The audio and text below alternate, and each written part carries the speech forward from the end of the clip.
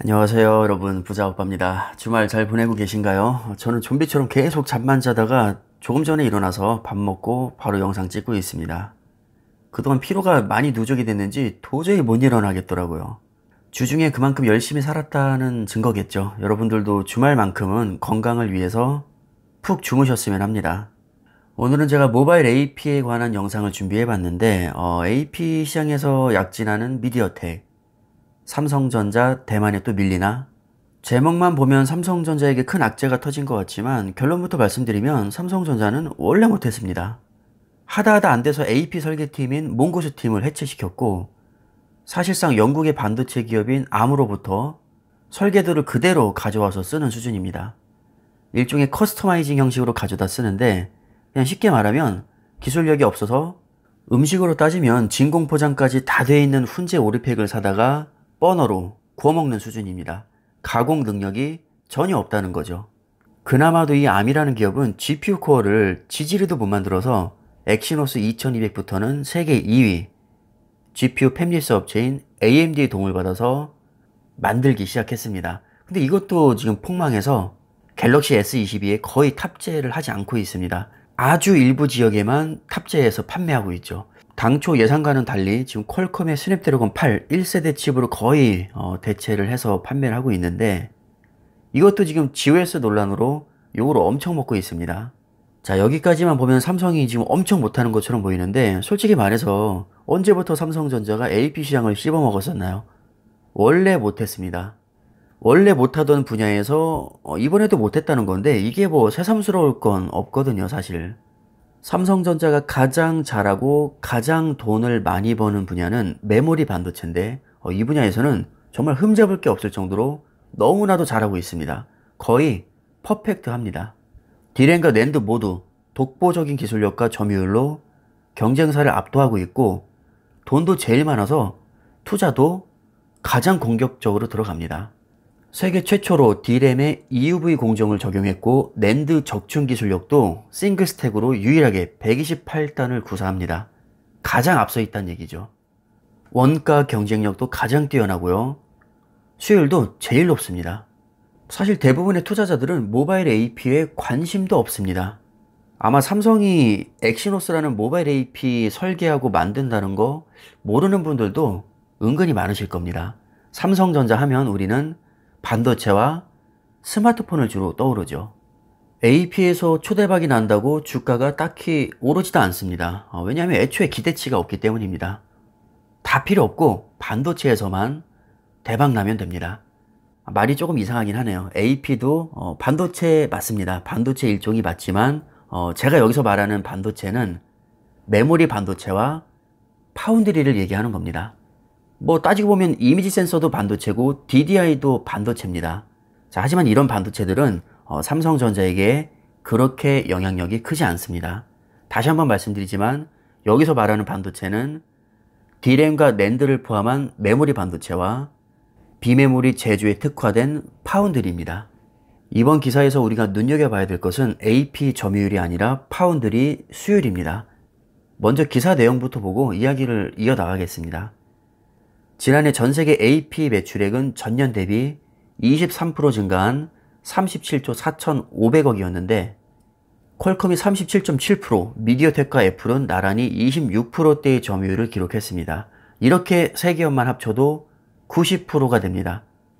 화웨이 자회사인 하이실리콘은 미국의 제재를 받으면서 0.8%로 사실상 망했다고 보시면 되고, 삼성이 6.6%, 간신히 4위에 올랐습니다. 근데 말이 4위지 3위와의 격차가 무려 4배입니다. 존재감이 너무 없어서 경우에 따라서는 그냥 기타로 분류되기도 합니다. 몇 년 전까지만 해도 미디어텍은 그렇게까지 위협적인 기업이 아니었는데, 디멘시티 9000 성능이 퀄컴의 스냅드래곤 8 1세대보다 좋게 나오면서 세상을 정말 깜짝 놀라게 했습니다. 여기서 중요한 점은 디멘시티는 TSMC 4나노급에서 제조했고, 스냅드래곤은 삼성전자 4나노에서 제조됐다는 겁니다. 물론 4나노라고 해서 기술력이 완전히 똑같진 않습니다. 나노 표기법도 깊게 따지고 들면 너무 불합리한 점이 많아서 인텔은 아예 표기법까지 바꿨습니다. 인텔 10나노는 삼성이나 TSMC 7나노보다 우수하다는 평가가 많아서 인텔 7로 표기법을 바꿨습니다. 그러니까 나노를 아예 빼버린 거죠. 왜냐면 똑같이 나노로 표기하면 인텔이 너무 손해를 보거든요. 경쟁사의 7나노와 동급이라는 것을 어필하기 위해서 인텔 7으로 아예 표기법을 바꾼 겁니다. 나노가 절대적인 기준이 될 수는 없지만 어쨌든 동급의 4나노급 공정에서 제조했는데 TSMC 품질이 훨씬 더 우수하다는 것은 설계 능력 차이일 수도 있지만 파운드리 공정 능력 차이일 가능성도 매우 높다고 봅니다.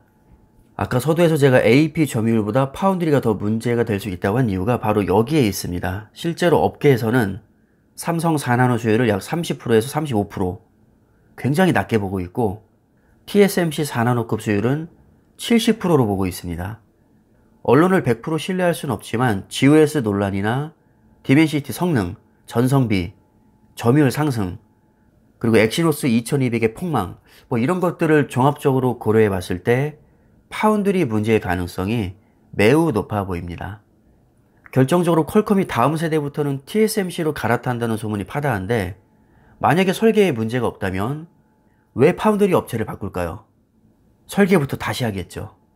자, 이것으로 봐서도 설계보다는 파운드리 문제의 가능성이 높다는 겁니다.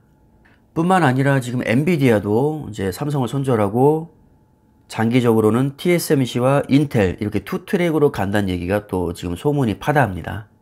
TSMC는 아마 기술력 때문에 선택한 것일 거고 이제 인텔은 같은 미국 기업이니까 팔은 안으로 굽는 게 아닐까 저는 생각을 해봅니다. 그래서 정리를 해보면 일단 AP 점유율은 우리가 크게 신경 쓸 거는 없고요. 이제 점유율이 하락한 원인이 근본적으로 파운드리에 기인하는 것이라면 이거는 문제가 될 수 있다는 겁니다. 파운드리는 삼성이 미래를 위해서 가장 많은 돈을 쏟아붓고 있는 분야입니다. 메모리 반도체로 번 돈을 파운드리에 다 꼬라박고 있는데 이게 생각보다 잘 안 풀리고 있습니다. 물론 아직 초기 단계이고 원래 수율이란 것은 시간이 지나면서 자연스럽게 올라가기 때문에 망했다 이렇게 단정 짓기엔 이르지만 그걸 감안해도 TSMC와의 격차가 지금 너무 많이 납니다. 지금은 메모리 반도체에서 너무 잘해주고 있어서 커버가 충분히 되지만 이게 언제까지 업혀갈 수는 없는 노릇입니다. 하루빨리 수율을 안정화시켜서 TSMC에게 뺏긴 고객을 되찾아오고 3나노 게이트 올 어라운드 공정을 반드시 성공시켜서 추격의 발판을 마련해야 됩니다. 모바일 AP 얘기하다가 파운드리 쪽으로 샌 것 같은데 정말 어쩔 수가 없습니다. 중요한 건 AP 점유율이 아니라 파운드리 수율입니다. 중요도 면에서 상대가 안 됩니다. 둘 중에 하나를 고르라면 무조건 파운드리입니다.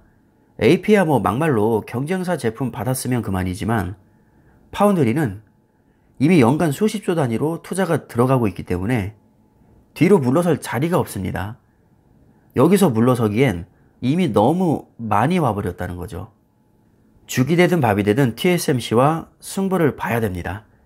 요즘에 주가 때문에 이제 마음고생 하신 분들이 많으신데 아니 메모리 반도체에서 이렇게나 실적을 잘 내고 전망이 밝은데도 생각보다 주가가 지지부진한 이유는 환율이나 러시아 우크라이나의 전쟁, 금리 인상, 양적 긴축, 유가 급등 이런 외부적인 요인도 분명히 있겠지만 파운드리에 대한 불확실성도 분명히 영향이 있을 거라고 봅니다.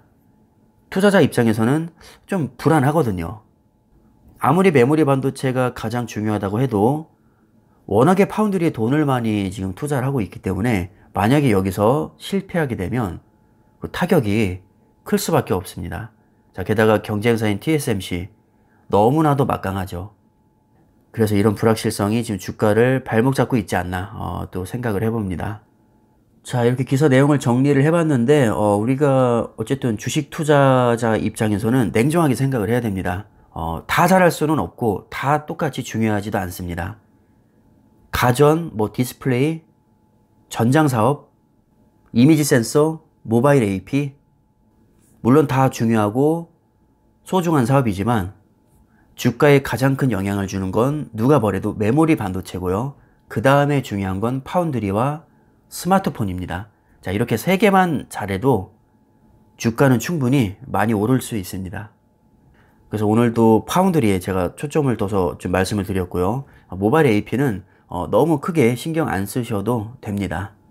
자, 그럼 이 정도로 정리하겠고요. 여러분들 남은 주말 즐겁게 잘 보내시길 바라겠습니다. 감사합니다.